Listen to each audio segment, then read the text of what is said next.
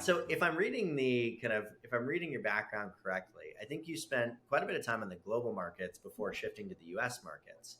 How did that kind of like, what differences did you notice, right, between those two? Yeah. And then how did that impact your approach to the U.S. market? Because obviously you didn't live in those markets, at least as far as I understand.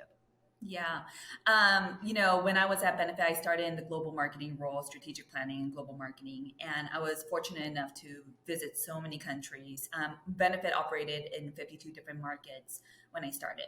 And, it was a pretty difficult task of, as Annie Jackson would say, she would say like herding goats or herding cats, where each market had a different interpretation of what funny was or what LOL was or what the brand meant. And it was really being able to corral everyone together on a single stream around what the definition of the DNA is and the brand expressions in each individual market.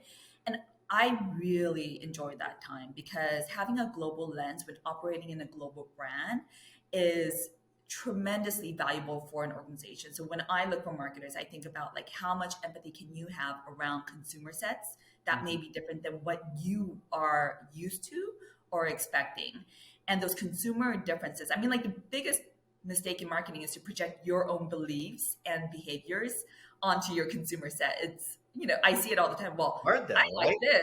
Yeah, Like I my like my this. sister likes this, and I like that, and Yeah, and I would use this face wash because it, brightens. Whereas like that may not be what the consumer set or your target market may want. And so having this perspective around the differences of individuals that culminate into how you should think about your messaging and your hierarchy was beneficial for me.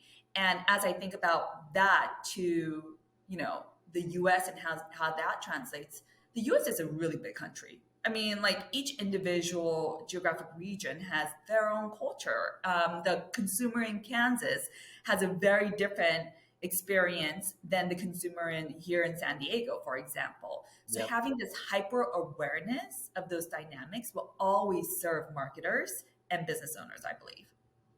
yeah, no, absolutely. Um, it's tough, right? It's tough to get out of like this is the way that I see the world, and so why don't people see it the way that I see it?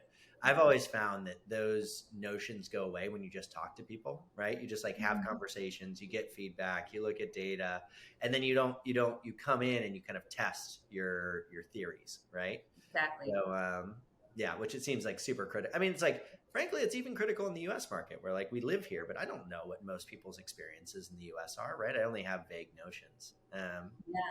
Yeah, exactly.